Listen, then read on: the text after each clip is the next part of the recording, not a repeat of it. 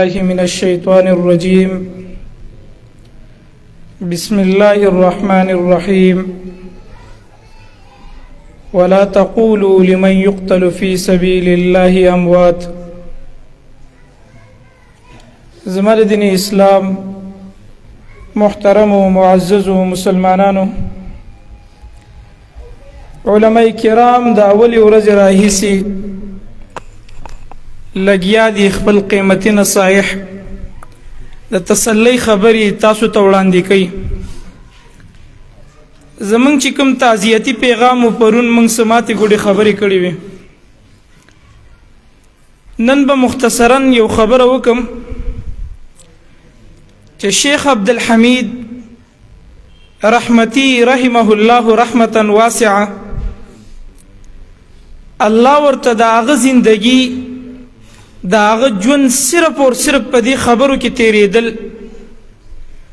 چې د باطل پرستو د تحریفاتو نه او د اغیارو د دسیسو نه د نبی کریم صلی الله علیه وسلم خواږه احادیث پاک وساتي. د جرح او تعدیل دا یو داسې علم دی، که دا علم نه وی نو هر سړي به یو خبره کولی او د الله په رسول باندې به تپلې، هر سړی ته ازادي وه. لکه څنګه چې عبدالله ابن مبارک رحمه الله وی چې لولا الاسنادو، که چېرته سندونه نه وي، تحقیق نه وي، تا مطالبه د چا نه کولې چې دا کومه خبره ته بیانې د محمد رسول الله په دې ماته سند پیش که، دا صحیح ثابت هم ده او که نه ده. که چېرته دا اسناد نه وي نو دین به د رای نوم وی رای، هر سړی به په دین کې خپل رایه چلولې. نو شیخ رحمه الله په دې جرح او تعدیل کې د خپل زندگی صرف کوله د دې دپاره چې څوک عامې خبرې نبی کریم صلی الله علیه وسلم ته منسوب نه کړي او د الله د رسولو د احادیثو خدمت یې کوو. نو زمونږ د الله د ذات نه دا یقین دی او دا امید ساتو چې د شیخ د الله سره یو ناشنا رابطه وه، دغه د شهادت مرګ یې ورکو او د هغې سره سره د محمد رسول الله د مظلومو احادیثو خدمت یې کول. زمونږ د الله د ذات نه دا یقین دی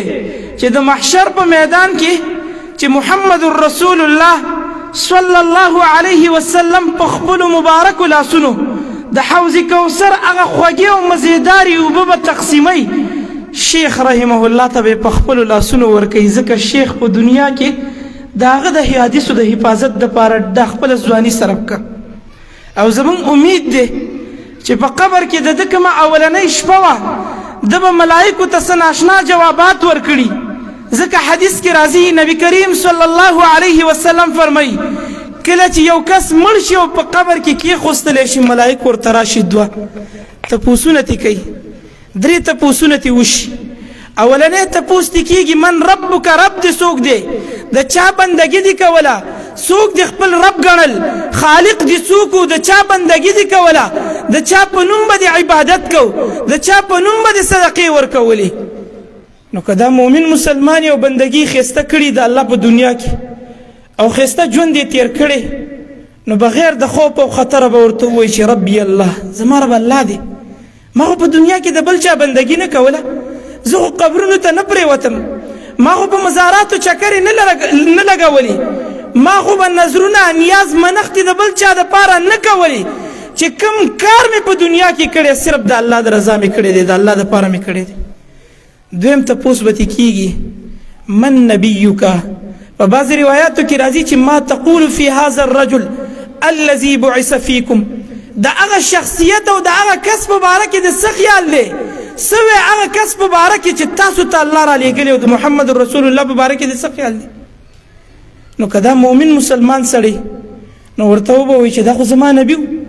ما خو دنیا کې د ده په طریقو عمل کړی دی، زما مړی، زما ژوندی، زما خادي، زما وفات، زما هر عمل، زما ټول معاملات د ده د طریقو موافق. دا جواب به ورته ورکړي چې دا زما نبي دی. او بیا داسې شخصیت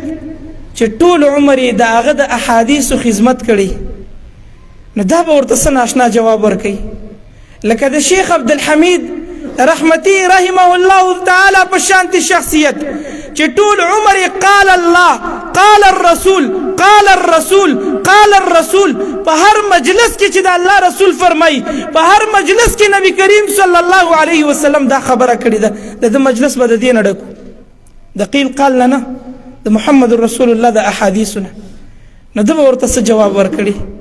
چې ما خو د نبی کریم صلی الله علیه وسلم په احادیثو باندې دا خپل ژوند قربان کړی و ما خو د نبی کریم صلی الله علیه وسلم د حدیثونو دپاره دا خپله ټوله ښایسته د ګل په شان ځواني مې په وشیندله ما خو د محمد رسول الله د احادیثو د حفاظت دپاره خپله پاکه وینه توی که په دې احادیثو باندې د دې دپاره چې زه په دې احادیثو کې دا نورې خبرې او هغه مبتدعینو هغه خبرې چې هغوی د ځان نه تړلي او د الله په رسول باندې تپي هغه خبرونه د محمد رسول الله احادیث بچ پاتې کړم انشاءالله زموږ ایمان دی چې شیخ به ورته دا جواب ورکړي چې ما خو د محمد رسول الله د احادیثو دپاره خپله ځواني قربان کړه ستاسو مخې ته راغلم زما په وجود باندې وینه نه ګورئ دا زما په وجود چې دا مرمۍ لګېدلي دي دا په څه لګېدلي دي ما د محمد رسول الله خدمت کړی دی ځکه زما وجود داسې شوی دی انشاءالله شیخ به ورته دا جواب ورکړي دریم تپوس به کېږي ما دینو که دین داسې شی دی د کوم دین پیروکار وي په کوم دین دی عمل کو نو حدیث کې راځي که چېرته دا مؤمن مسلمان صحیح زندگی د دین اسلام موافق تېره کړي نو دا به ورته وایي چې زما دین خو اسلام دی ما خو په اسلام باندې عمل کو اسلام چې ما نه د څه تقاضا کوله ما هغه پوره کړې ده هغه مې ورکړې ده زه د اسلام پیروکار وم د اسلام تابعدار وم صحیح مسلمان وم صحیح یو خو زما او ستا د اسلام دعوه ده چې نوم باندې د اسلام دعویدار که زمونږ خادي وګوري د اسلام خلاف که زمونږ مړي وګوري د اسلام خلاف که زمونږ معاملات وګوري د اسلام خلاف حتی چې منځونه زمونږ د اسلام موافق نه نو دا جواب به هغه څوک ورکوي چې چا د اسلام موافق زندگی تیره کړي د دې وجې نه چې کله یو سړی په دې دریو تپوسونو کې کامیاب شي ملائک به یو بل تپوس ضمني ته ورسره کوي هغه تپوس دا دی چې تا څومره ښایسته جوابات ورکړه دا څومره خوش نصیبه انسان دا څومره ښایسته جوابات دې ورکړه دا دې د چا نه یاد کړي دا دې څنګه ښایسته جوابات ورکړه ضمني تپوس به دا وشي دا به ورته جواب ورکوي چې زه په دنیا کې داسې غافله نه وم ما خو په دنیا کې خپل ځان پیژندلی و قرأت کتاب الله په دنیا کې مې د الله کتاب ته د خپلې ګوتنې ماتې کړې وې قرأت کتاب الله د علماو درس ته ناستم قرأت کتاب الله ما د الله د کتاب دپاره خپل بچي وقف کړي و قرأت کتاب الله د کور نه به راووتم د عالم درس ته به ناستم ما خو د الله کتاب لوستل ځکه مې ښایسته جوابات ورکړه وصدقت به او بیا مې په دې کتاب تصدیق هم کړی و صرف لوستل نه تصدیق مې کړی و عمل کې مې راوستی نو د دې د وجې نه زما محترمو زمونږ د الله د ذات نه دا امید دی چې شیخ به دې جواباتو کې الله کامیاب کړي او موږ ورته سوال هم کوو چې الله ستا د پیغمبر د خوږو احادیثو خدمت یې کړی دی الله د شهادت په مرګ باندې درغلی دی ته په جنت کې د حورو استقبال وکړه الله دا قبر ورته د جنت د باغچو نه باغچه وګرځوه الله ګلې ګلزارې ورته که الله اهی او عیال ته د هغه کمې مه محسوسوه الله په بچو کې داسې علما پیدا که داسې علما پیدا که لکه د شیخ الاسلام ابن تیمیه رحمه الله د امام احمد ابن حنبل رحمه الله علما پکې پیدا که او انشاءالله الله به پیدا کوي د شیخ د وینې د برکته به الله د ده په بچو کې د اثرات اچي شیخ له خو الله داسې مرګ ورکړه علماو مخکې وویلي چې زمونږ او ستاسو خوږ نبي یقیني جنتي هغه انسان چې د ټولو نه اول به جنت ته داخلیږي جنت به د هغه دپاره د ټولو نه اول کولاویږي د محمد رسول الله په باره کې درته ویم چې هغه یقیني جنتي انسانو خو د دې مرګ تمنا یې کړې د عام مرګ د مسلمان دپاره خو غوښتل جایز نه دي داسې جایز نه دي چې یو مسلمان دا ووایي چې یا الله ما مړ کړه عام مرګ نه د الله رسول منع کړې ده داسې به وایي الله که زما دپاره ژوند بهتري زندګي راکړه ژوند راکړه الله که مرګ بهتري مرګ راکړه داسې به وایي دا خپل مرګ به د الله اختیار ته ور اړی او واحد یو مرګ دی د شهادت مرګ دی چې د هغې دپاره محمد رسول الله تمنا کړې ده د الله رسول وایي لوددت ان اقتل في سبيل الله ثم احيا ثم اقتل ثم احيا ثم اقتل. درې کرته تمنا کړې ده. وای زه دا خواهش او ارزو لرم، زه دا تمنا لرم چې زه د الله په لاره کې شهید کړی شم، بیا دې ژوندی کړی شم، بیا دې شهید کړی شم، بیا دې ژوندی کړی شم، بیا دې شهید کړی شم، بیا دې ژوندی کړی شم. نو په داسې مرګ باندې الله بوتلل. زویم د الله سره تعلقات ډېر مضبوطو. والله دا مرګ الله هر چاته نه ورکوي په داسې انداز چې د نبي کریم صلی الله علیه وسلم د احادیثو په خدمت کې مصروف وي. طلبا درته ناست دي او ته هر سحر او هر ماښام قال الله قال الرسول یو حدیث نه په سوونو حدیثونه هغه وي. دغه شانتې طلبا تا باندې قرات کوي د احادیثو تا هغه اوري او اجازه فی الحدیث طلباو ته ورکوي. په دې خدمت کې مصروف یو تعالی دا مرګ راشي. والله دا چې د چا د الله سره تعلق ډېر مضبوطي، په الله باندې مضبوط ایمانی، الله یې ښه خوشحاله کړی، نو داسې د سعادت مرګ ورکي. د شهادت مرګ د سعادت مرګ دی. د دې دپاره د الله نیکان بندگان سوالونه کوي. د دې د وجې نه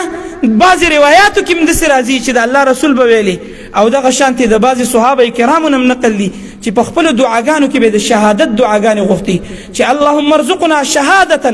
الله موږ ته شهادت راکا،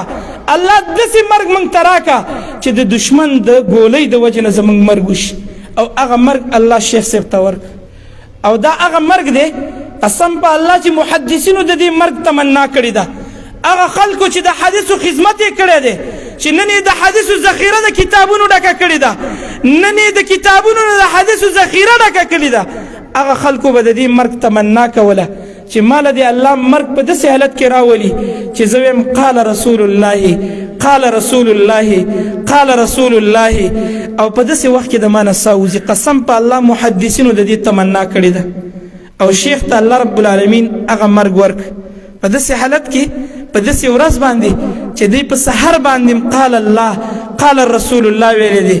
او په مازیګر قال الله قال رسول الله ویلې دي او د محمد رسول الله د سنت د ژوندي کېدو دپاره د کور نه وتیو، د تعزیت دپاره د کور نه وتیو، ظالمانو شهید د خیر په اراده باندې، د خیر په کار کې مرګ د شهادت په داسې حالت کې چې عالمو، په داسې وخت کې چې د نبی کریم صلی الله علیه وسلم خدمت د احادیثو یې کول، په داسې وخت کې چې دی امت ته علما ورکول، دی امت ته محدثین تیارول، په داسې وخت کې چې د نبی کریم صلی الله علیه وسلم په سنتو باندې عمل کو، تعزیت ته روانو، تعزیت ته مردان ته په لاره کې شهید شو. اسی زمونږ رب ډېر غیرتي دی، زمونږ د الله په ذات باندې دا یقین دی چې الله به په جنت کې ښه استقبال د ده کړي او الله رب العالمین به ده ته ښه مېلمستیا ورکړي او الله به انشاءالله د ده د قبر د جنت د باغچو نه باغچه ګرځولې. یو علامه جنازه وه، لکه څنګه چې امام احمد ابن حنبل رحمه الله اهل بدعو ته ویلي چې بیننا و بینکم الجنائز، زما او ستا فرق به جنازو کې معلومیږي چې د چا په جنازه باندې ډېر مخلوق را ودرېږي. نن د شیخ جنازه تاسو ولیدله په زراو علما، د چا په جنازه کې به خلک ودرېږي خو کاروباریان وي، د چا په جنازه کې به خلک ودرېږي سیاسي لیډران وي، د شیخ په جنازه کې علما ولاړو، د شیخ په جنازه کې طلبا ولاړو چې ملائکه هم ورته وزر غوري. د دې د وجې نه موږ دعا کوو چې الله دې د شیخ شهادت قبول کړي او الله دې دا کوم رور چې زخمی شوی شیخ محمد حفظه الله، الله دې ورته شفای کامله عاجله ورکړي. اقول قولي هذا واستغفر الله لي ولكم ولسائر المسلمين فاستغفروه انه هو